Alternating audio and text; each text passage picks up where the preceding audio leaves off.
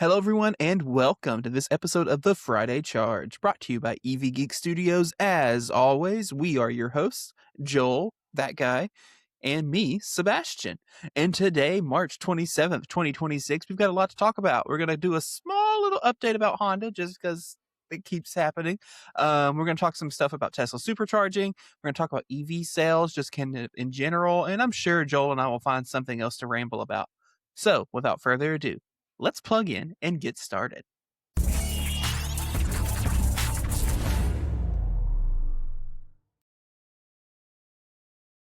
All right, we're just going to kick off. Let's just do our small little Honda update. You may remember a few weeks ago, we talked about how Honda has canceled all of their future EVs. Well, the final domino has fallen for them. The company has officially announced that they have canceled their partnership with Sony to build a series of new EVs.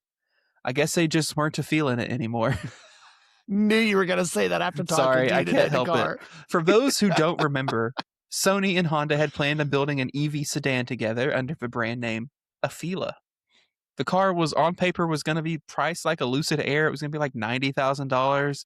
It was going to have only 300 miles of range. It was going to have kind of weak charging performance. It just didn't seem that appealing to me. And on like it just didn't seem to make sense to me, and especially seemed weird for a company like Honda. A company that's been traditionally pretty conservative of how they build cars and the things they do. They don't enter the market unless they feel like they can compete, that type situation. The Afeela definitely felt like a bit of an odd duckling. And of course, again, this is one of those cars they kind of showed off during a CES tech show. And anyone who keeps up with CES or pretty much any trade show will tell you 90% of the crap they show off at these tech trade shows never exists in the real world. It never leaves the trade show, basically. So I'm not too surprised that they weren't feeling it and that the Afeela will not exist.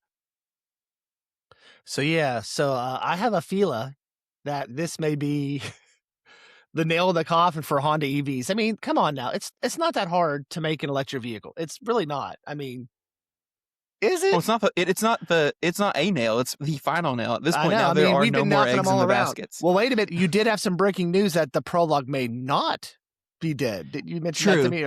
True. I can't remember if we talked about it in the news episode, but it was previously reported that the Prologue was also going to be ending at the end of 2025. Yep. But then Honda has now come out and been like, actually, that's just speculation because we don't build it. So, because they don't build it. They just put their badge on it. So anyway, we'll see. I wouldn't be surprised to see that one also just go away because I'm sure it cost them a little bit to have GM build the car. Which is dumb because it was like one of the top 5 selling EVs of last year, wasn't it? It was this may be, I'm going to let you know, this is probably going to be our last Honda story for a while in case they do something miraculous. And because they ain't got no EVs to talk about. So what's the point? Start walking on water or something. So it's sad that we've been dogging Toyota for all these years. Now we actually have something to talk about with Toyota.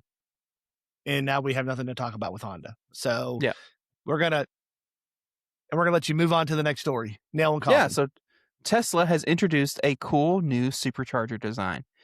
Tesla this week introduced a new spin on its prefab superchargers, and its goal is to speed up deployment significantly. Tesla's new folding unit superchargers, which Tesla, because Tesla is Tesla, has been referring to as their FU Superchargers, because of course they have, are designed to save over 20% on install costs. Most of it's coming from reduced civil and electrical engineering costs. Like the previous prefab chargers, Tesla does a lot of the work for installation in the factory before the chargers are even shipped. And the new FU Superchargers take it a step further. These units have all of the underground cabling built into the base of the chargers. The chargers come with their DC bus bars pre-wired into the charging cabinet, and because the V4 cabinets are designed to support 8 stalls each, Tesla is able to put up to 16 dispensers on a single semi-trailer. And since everything is already wired except for the kind of input feed from the utility to the cabinet, Tesla no longer is needed to do the actual commissioning of the chargers. Essentially, the trucks can roll up, they drop the stuff in the ground, the local electrician or the local utility company connects the grid connection, and you're done. The charger's ready to open. And the folding part is also kind of neat because it doesn't just make the units easier to transport. It allows Tesla or the third-party host, in the case of, say, Supercharger for Business, to choose whether or not they want the chargers. Ooh, that's got sound.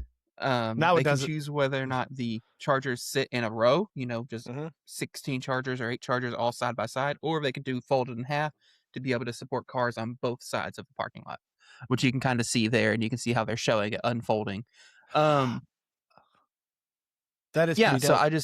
I think this is super neat, pretty neat design because again, it gets rid of that whatever. They can build them up, kind of leave them sitting above ground and have this like built-in integrated curve, or they can just dig in and then just drop them in, drop the concrete bases, set them in more concrete and call it done. They don't need to do all this electrical conduit work or engineering or anything like that, like site engineer, like testing for ground, all of this stuff. They can just kind of do a generic site engineering study instead of going through all the different layers of electrical and all that jazz.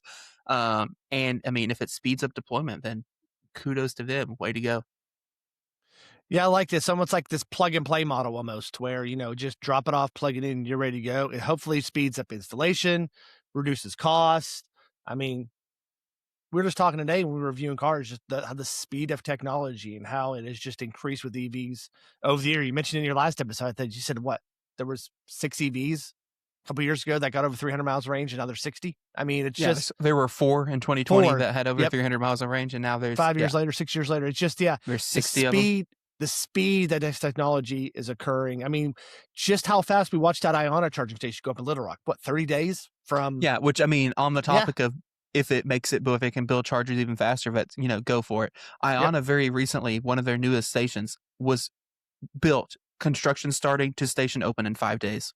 Yeah. I mean, it's just, Which is insane, especially for yeah. anyone who's been around EV space forever and has seen how long it can take chargers to open because of transformer issues, just utility wiring, Yep. permitting, etc. 5 days is insane.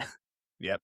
It is. I mean, I love it because I think, as we've said in the last couple episodes or last couple of months, the thing that's holding back EV adoption now, it's not really price because price has come down some. It's infrastructure. So if we can spend this next year while EV companies figure out what they want to do with EVs, except for Honda, and get some low cost EVs. I mean, we just reviewed a pretty low cost EV today. And that gives time for the infrastructure to catch up. It should be a win-win come like 2027, where, okay, now we have the infrastructure. Prices are coming down. Lithium's coming down. LFP batteries are now here for our low end models. And now we have a big kumbaya moment to where we can get back and finally start, building out our EVs. Yeah. All right, moving on. New EV sales might be down, but the whole picture tells a different story. So, in a new study released by Cox Automotive, it's reported that in Q1 2026, 213,000 new EVs were sold in the US, which is admittedly a 28% decrease year over year based to Q1 2025, and a 9% decrease compared to Q4 2025. EV sales made up 5.8% of the total sales volume of new vehicles sold in the US for Q1. Which actually matched their Q4 number, but was 12%. But was basically, sorry, let me just start it over. Matched their Q4 number, but was pretty well below the 12% market share they had in Q3 2025.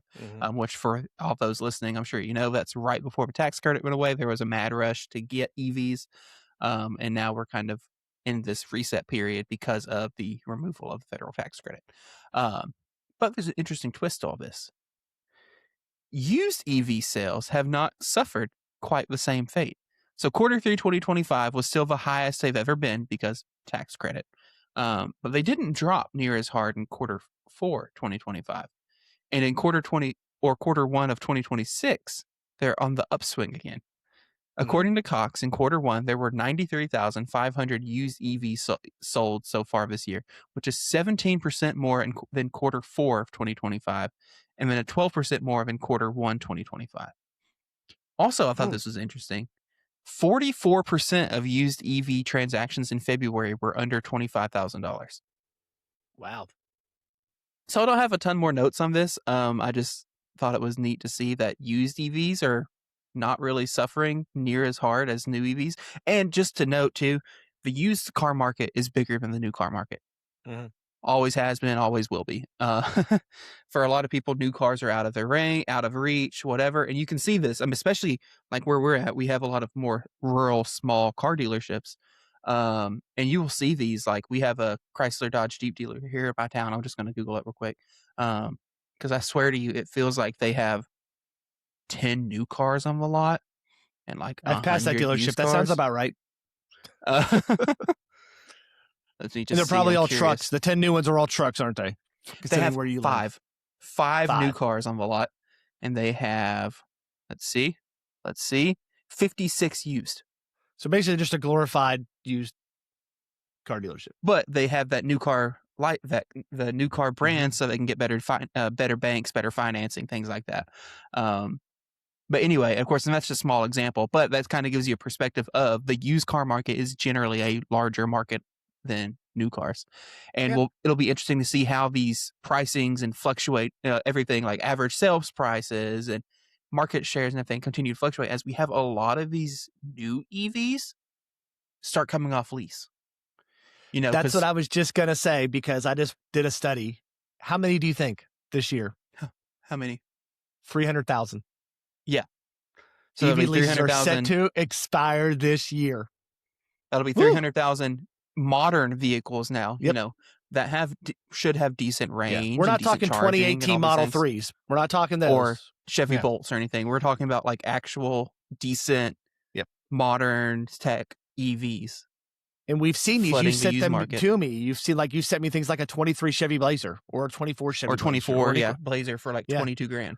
We're starting to see those original 23, 24, even 22s, EV6s come into the market now. So we're going to see a flood. I got my 2023 Ioniq 5 that I bought 6 months ago, 7 months ago at this point, was a lease return, and I got it for 24 grand.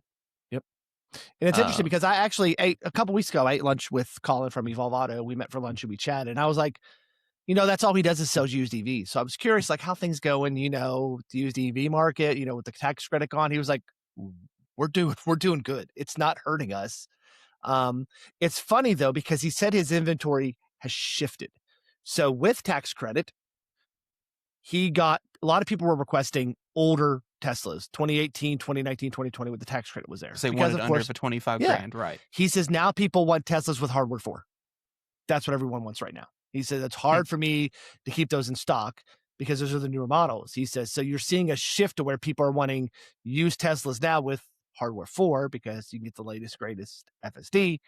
And then, but also he said the used EVs coming into what he could buy outside of Tesla are now at cheaper prices for him to purchase. So, right. So the used EV market is not hitting. I wish they would I don't think they factor those into EV sales and things like that. So, or new car registration, those things don't get factored in. Used cars are harder to track. I mean, just generally speaking, state by state, we get registration data and things like that.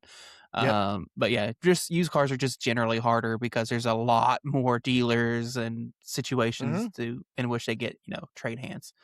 We can't just rely on manufacturer data at that point. But kudos. All right. Moving on, there's a new way to precondition your Mustang Mach E. So Ford, for the 2026 Mach E, quietly added a new feature that's a pretty big win for owners, especially if this feature finds a way to make its way to the older cars as well. Ford was one of the first automakers to support Apple Maps EV routing, which allows you to do a route plan inside Apple CarPlay. However, one of the limitations of doing this versus using the built-in navigation was that the car would not on-route precondition, which on the Mustang Mach-E and Lightning, that's kind of a big deal because that's the only way you can precondition the battery. Now, at least for the 2026 cars, we'll see if it comes to older models, you can use Apple Maps EV routing and keep your battery preconditioning. So you can now precondition when using Apple Maps EV routing. Huge win. There are a few caveats to this, though. Number one, it requires you to have a connected nav subscription for some reason. So to use the navigation on your phone, you have to have a subscription to the car's navigation. Don't quite understand that one, but whatever.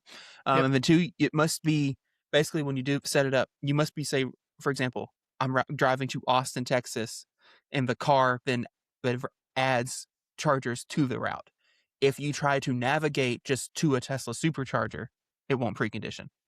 Oh, okay. Gotcha. So it has to be a charger it added to the route, not you going to a charger, if that makes sense. Anyway, that's how I usually charge, though. I usually don't put from beginning to end. I usually put from charger to charger. I don't know if that's how you do it too. That's how I am, because Yeah. I like to know exactly where I'm stopping, and then but Yep. um, anyway, I don't have much else to talk about here. But this is some feature parity among platform. Previously, Android users could use Google Maps in their Android Auto to route plan on Ford EVs, and they got preconditioning when they did that. So now at least Apple users also have that same fun. Awesome. I mean, yeah, any way to make it easier to precondition your car. I mean, with our experience, sometimes it's deep in the menu. I mean, kind of like, the Solterra we reviewed today. It had it, but you had to it wasn't just Hmm. there like GM offers. You Right, just hit a button and it better kind of had to go a little bit deeper in the menu, which is fine for some people. It doesn't bother me. But yeah, I mean, that's one thing that we haven't seen in cars 2, 3 years ago was on-demand preconditioning, but now we're starting to see it, which right. is good. So anything to help And I you mean, charge really, too, faster, this is one things of those like that. things, and it's one of those things we talked about too. Preconditioning only matters when you're DC fast charging. A lot Yep. of people will never have a need for it. Mhm. They might DC fast charge once or twice in their whole ownership of the vehicle. So it's really a use case situation. Some people just don't have a use case for it. Some people definitely do. My wife has never DC fast charged a car by herself. Never have. I've always been there with her, and I know she's kind of hesitant to go on a trip and do it herself, but I trust her. I think she'd go. She's never DC fast charged. So never went My on a trip wife by is a herself pro where at she it needed to. at this So point.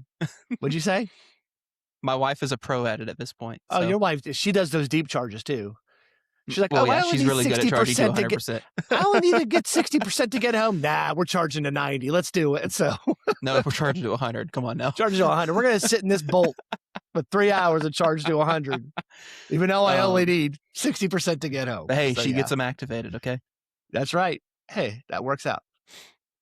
All right, Joel. That's all I had for scheduled topics. It was a bit of a light It's a news week slow this spring week. break news week. Yep. So But we've got some stuff we can talk about. So, Joel, you went on vacation. I did. I took a little family mini trip to Dallas. Took wanted to get out of town for a couple days, but didn't want to do anything too crazy. So we just took the family to Dallas, did some sightseeing down there. So on the way down, it was pretty uneventful because I was at 100%.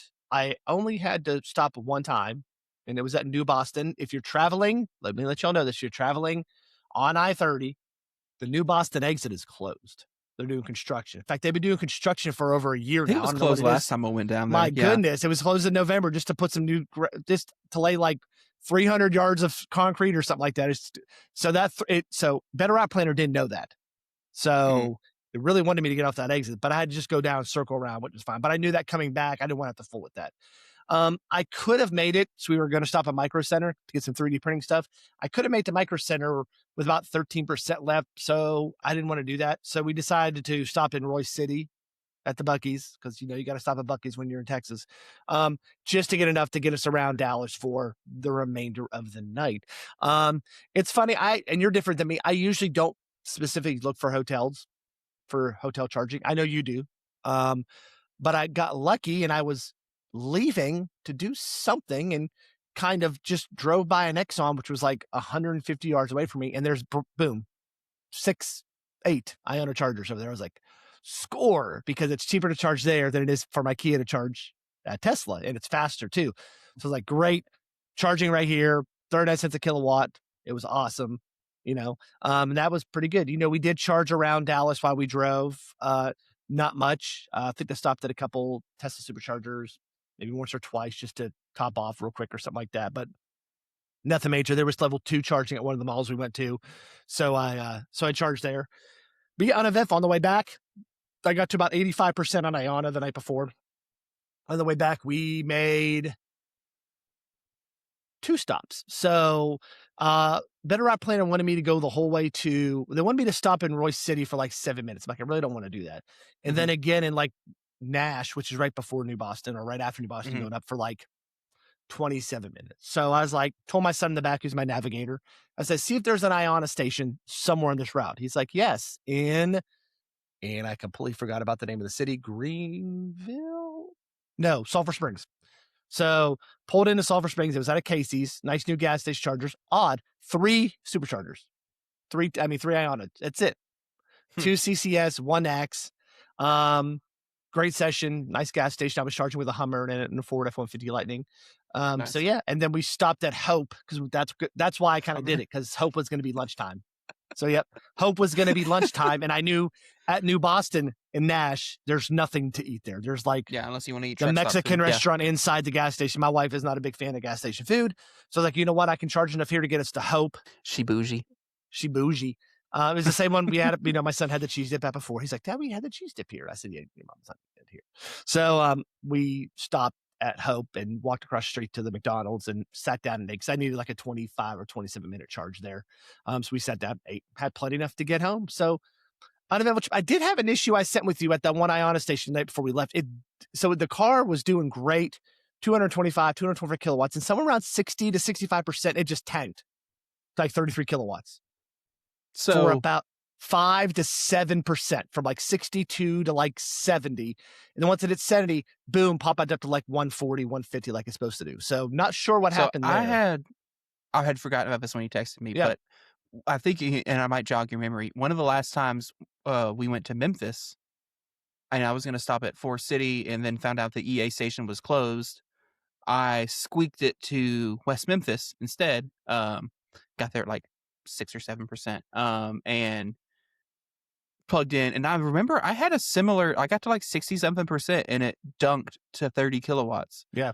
And I just was, at that point, West Memphis is, that was basically to my destination. That was mainly just me opportunity charging at that point. Cause I knew where we were staying when I had a charger. It was no big deal.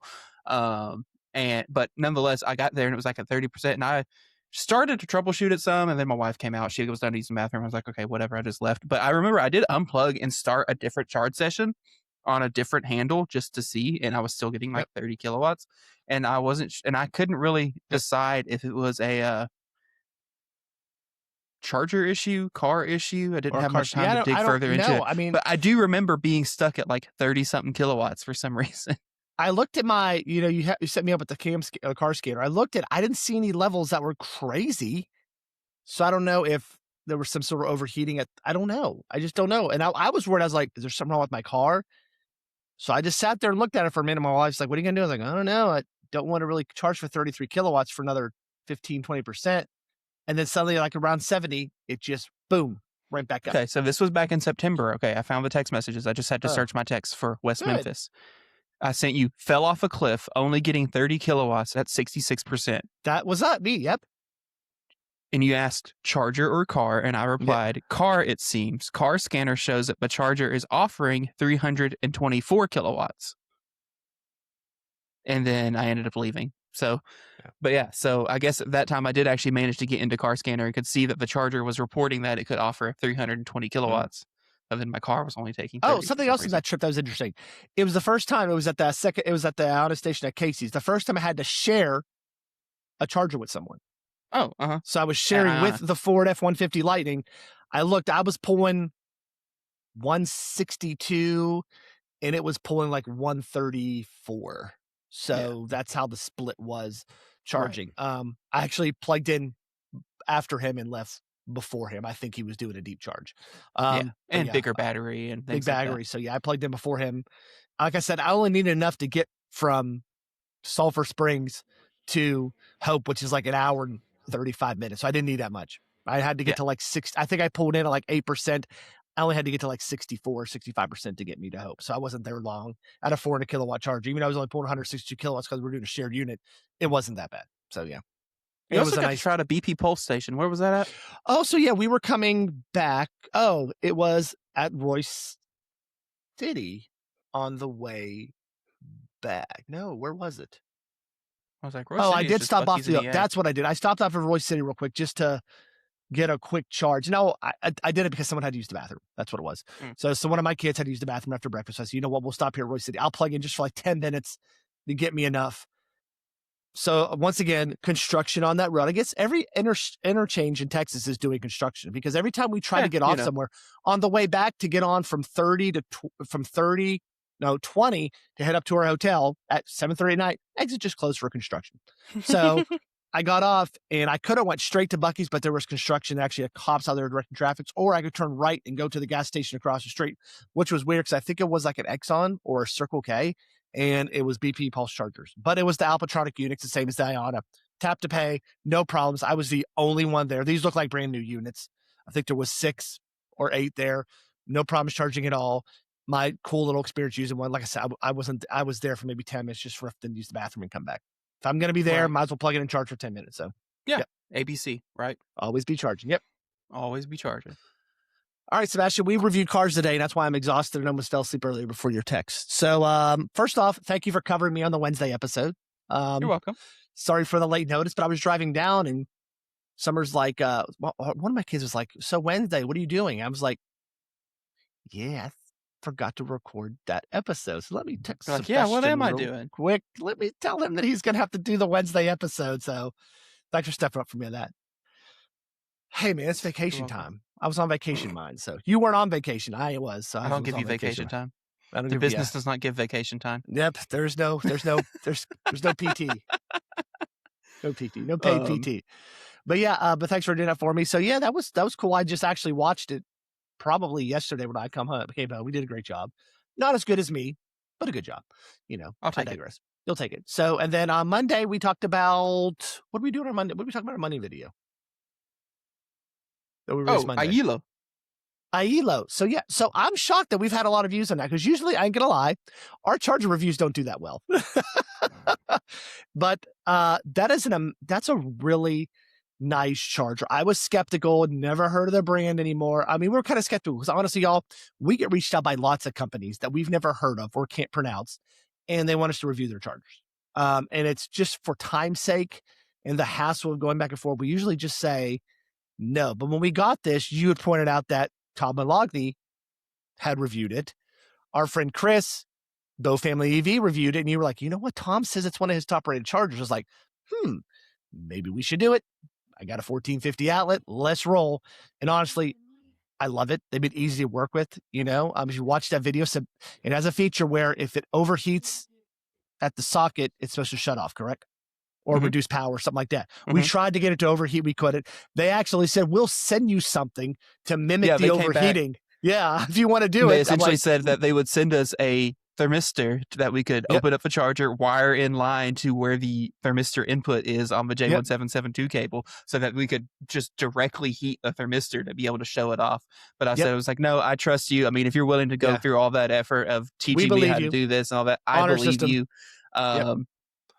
But it was cool that they were 100% open to. I mean, they told us they've told me they were like, if you want to take a destructive method to try to figure it out, we are more than happy to let you do that. Yeah. And they even mentioned Tom. Tom tried to do the same thing. It didn't work. We suggested this.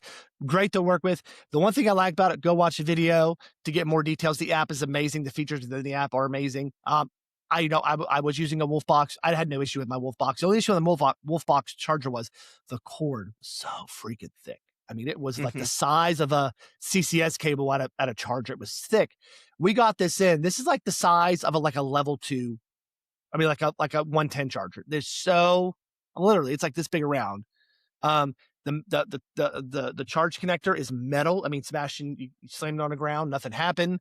I mean, the way it fits into the dock when you plug it in, when you dock it into the unit itself, it has a little wiggle room. So if you hit it, with your hand you walk by the garage, you actually hit it. It doesn't break off. There's nothing like that. It's very compact too. But yeah, check out that video if you're interested in EV charging, and it's not that expensive. We looked at the price. We're like, whoa, this is pretty cheap. And they have an NACS version coming soon. And they have an NACS version. Which I actually didn't know when we recorded. That's a new product, but NACS all the things. So yeah, but then today we reviewed 3 cars. So because we were behind weather and life. So someone first going up, on vacation and things like that. Yep. Someone had to do that. So, hey, you went on vacation last weekend, so I don't want to hear that. So the weekend before last. Yeah, I went to a wedding. I don't know that I called it a vacation. Anyway, continue. You were in a cab with no TV. That's not a vacation for me. Then we got the Subaru Solterra 2026. So about 6-8 months ago, we did the 2025 with our friends down at Subaru of Little Rock, and they had one come in actually, and it went pretty quick. So luckily they got one in. We took it out, and I mean, Subaru listened to what it was missing, and you could agree with me or disagree. What was missing, and Toyota did too, because it's they're partners. They're in the same bed together. They listened to they knew what was wrong with their Gen 1 when they released it. And they did a lot of work to try to resolve it. It's not perfect, but it's better. For sure. Now comparable to all the other EVs out there, Blazer, Equinox, all those. It's now comparable to all of those. Mustang Mach E, it's now comparable to those at a really good price. At a really good price. At a very solid, respectable price. Yes. Yeah, and if you want to know that price, you're gonna have to watch a video when it comes out or Google it. So yeah. And then Model Y. I'm gonna let you talk about this. Model Y Standard. So actually, before we talk about Model Y Standard, let's talk about Model 3 Standard. Let's talk about Model 3 Standard. So yeah. tell me what your thoughts about that. Model 3 Standard seems like a very solid entry point. Like legitimately a solidly packaged car. They didn't take a lot of the Model 3 stuff out of it. You know, it still has a glass roof. It still has heated seats, heated steering wheel. It has a good front trunk. It has the same suspension as the regular Model 3 Highland. It's, you know, there's some stuff cut out of it. Like it doesn't have an FM radio. It doesn't have manual, or it doesn't have controls on the seats. It's all on the touchscreen for some reason. It's got less speakers. It's got a slightly smaller battery pack. Like they still managed to cut some stuff out of it to bring price down, but it still feels like a pretty premium, nice car. And at the starting price of $36,900, it seems like a really solid bargain, because even at that, you know, with them cutting battery and everything, it still has 321 miles of range. And as we were driving around, we were averaging 4.5 miles a kilowatt hour. It was stupid. So like it is a wickedly efficient car. It has good range. It charges a little slower than Model 3 Premium because smaller battery pack, lower voltage. But like is a solid package. And if you're looking for an entry level EV and you're okay with having a sedan, and you know you want that over 300 miles of range, things like that, Model 3 Standard, here you go. I would not hesitate to recommend it. My only hesitation on it is kind of a hesitation on Tesla as a whole. This isn't a standard thing. You know, they've recently killed autopilot. Now you have to pay $99 to get basic ADAS. That you can find on a Toyota Corolla or a Solterra or whatever else. But that's really my only knock. And that's not even a knock on the Model 3 Standard. That is a knock on Teslas now as a whole. So yeah, the standard range will get you 321, 0 to 65.8, 24 cubic feet of cargo space. The one we drove had the upgraded tires, so I think it was like 30. It did have the upgraded wheels, so it was like 303. But look at this, starting wheels. At 36,900. Yep. And I mentioned this in the video. In 2021, I bought a Model 3 rear-wheel drive, which, quote, that's the standard range, for 42. So you can see and this car has more range than that easily. I think I was like 265 in that or 255 in that. This car has more range. You know what? I kind of do like those tires, Sebastian. I was wrong. The Model 3. I like those ones. Oh, have you changed on it? Because it's the same ones that are on Model Y. Yeah. Oh, they are? They just look a little different. They look different. They just look different in the picture. It looks better on this. Let me just say that. So yeah. I mean, it was great. I mean, FSD worked flawlessly. In fact, I'd say 95% of our drive was in FSD. So, but it's also $100 a month. It's also $100 a month. Yeah. So, I mean, that's the pill you got to swallow if you want a car that cheap, kid. I wish they would do it to where if you paid for a year, you got it at a cheaper price. You know. Yeah, if they did like an monthly this much, annual this much, and you end up saving 30%. Everyone does that. You save like 25, 30%. And, you know, basically you get a month free or something if you buy if you get it for the year, which locks people in for a year. They can't turn, which you think would make sense because, like you said, you may not have it, but if you're going on a trip, I'll turn it on for a month, and then when I'm done with the trip, it's over. And I probably would do the same thing. Oh, no FSD. Oh, it's June. We're making our monthly trip to South Carolina. I'll activate it for a month to have FSD, and then when I come back, I'm done because I don't really need it for around town driving. It's not for me for around town driving. So yeah, now Model Y, Sebastian. All right, now that I'm done singing praises, let's talk about freaking Model Y Standard. So we've discussed Model Y Standard and Model 3 Standard on this channel before in Friday Charge episodes. I'm sure we've talked about them in other things, but let's talk about Model Y Standard. So you remember I just said all that nice stuff about Model 3 Standard? Yep. The reason I said all that nice stuff is because by and large, it's the same car as you get on a Model 3 Premium. They didn't cut anything important. Let's talk about Model Y now. Model Y Standard, they gutted so much random stuff out of the refresh Model Y But it just makes me wonder, why bother? That Yep. was not meant to be a pun. I'm sorry. So just kind of for starters, exterior wise, they made some cuts. So we were talking about it before on Model 3. The exterior looks identical to the premium cars, except for if you get the steel wheels instead of the upgraded wheels. Model Y, they made some exterior changes. Jury's still out on whether or not they're good or bad. They removed the front light bar. You don't get matrix LED headlights. They removed the rear light bar. It has a different trunk panel. It has the old Model Y trunk panel, so it's all one piece instead of being multi-piece, which is easier to repair and easier to manufacture, which I thought was an interesting change for Tesla to make, but I digress.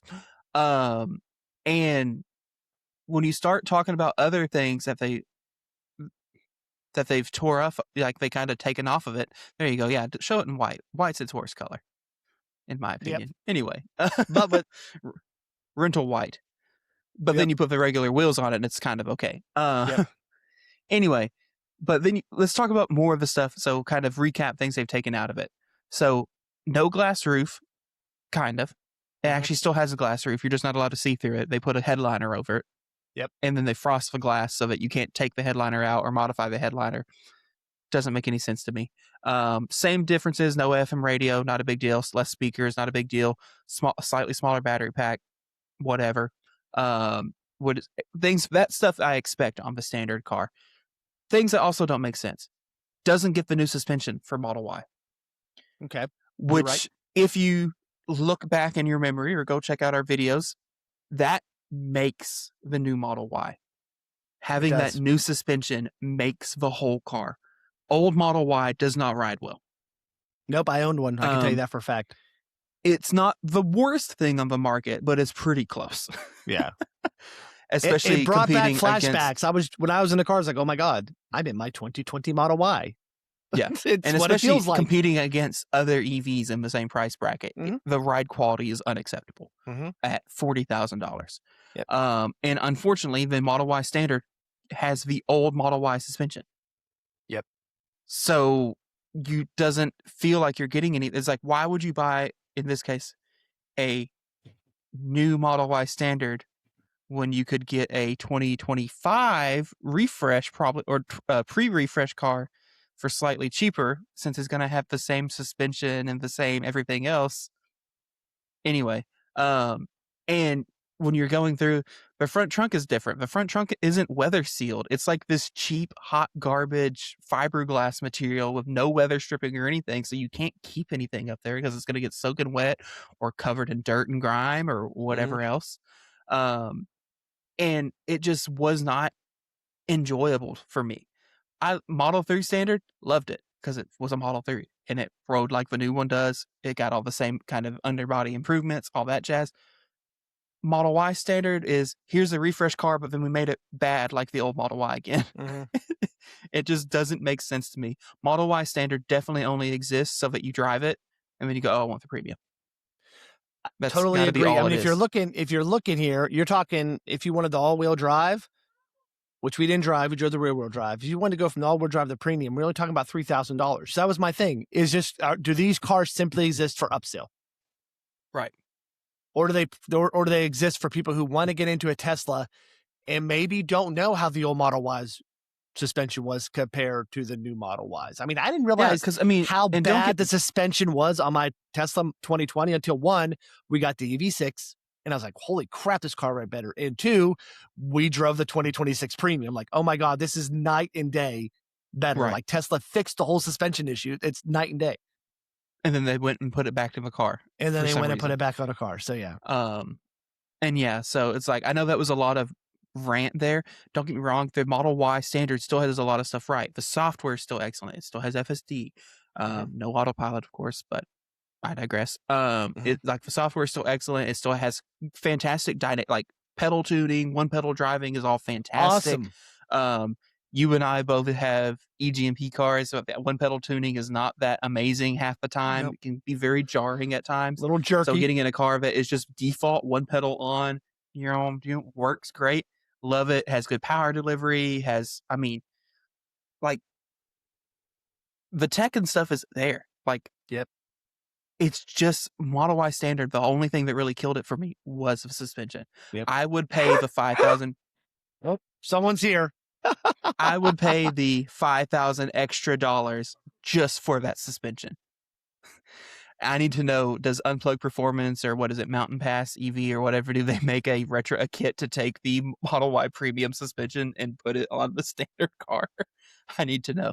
Or honestly, to take the Model Y premium suspension and put it on the pre-refresh Model Ys. To be able to go and buy a used, say, 2024 and then put the new suspension on it. Yep. And I have think my dogs the are best done of both barking now. worlds. So yeah. Anyway. So yeah, I mean, that was kind of like the game changer for me. I mean, and you look at pricing wise, I mean, a premium, which is awesome, is only $44,900, which is still a good deal. It's not a bad deal. Yeah. I mean, for a premium rear-wheel drive. It's a lot of car. Yeah. I would be happy with a premium rear-wheel drive. Fine for me. I don't need the all-wheel drive. It's Arkansas. Rear-wheel drive is fine. You get more color options in the premium because you only get those 3 in the base. That's it. Right. So, yep. Anything else, Sebastian? So yeah, or is that that's what we drove today. I think that's about all I've got to talk about. I think that's what we're going to wrap it. Sorry, one more weird thing. So I'd read about it. I'd seen it online on Model Y Standard. The rear seat cup holder situation is the most bizarre thing I think I've ever seen on a new car. That was weird. So to use cup holders in the rear seat, I'm used to having the whole center console armrest thing. Mm-hmm. That's normal. I'm not used to having to fold the entire middle of the seat down to do it, meaning that now the trunk is wide open to the cabin of the car. Let me see if I can find it's just so bizarre to me. It was one of those, when I saw it, I was like, oh. And I didn't even realize this when we recorded it. One of the reasons I thought it was louder is you don't get the acoustic glass on the standard car. Oh, that's right. It's just a single pane, isn't it? Single panel. And so that's why it was also louder. I think Model 3 might have the acoustic glass still. Oh, okay. I didn't think about that because for some reason, we stripped more stuff out of. Yep. I was just going to see if it mentions it anywhere on here. What are you looking for? I was just trying to look at the website real quick to see if it mentioned the glass. No, it doesn't even mention it at all on the Model 3 page. So I'm assuming they must all have the same. It didn't. Looking at it, it didn't look like it was the acoustic glass because I could tell the acoustic glass almost like it's double paneled. Yeah. And this did not look like that from what I remember. Putting the little suction cup on, I don't remember it being like that. So yeah. Right. Yep. Anyway, okay, I'm done. I'm done. All right, well, that's a wrap for today's episode. Thank you all for plugging into the Friday Charge. If you enjoyed today's episode, don't forget to like and subscribe on YouTube. And if you're listening on Spotify or Apple Podcasts, tap that follow button, leave us a quick rating. Or if you're on some other audio platform, do whatever those actions equivalents are on those platforms. It does help us grow. So long, everyone, and we will see you on the next episode of the Friday Charge.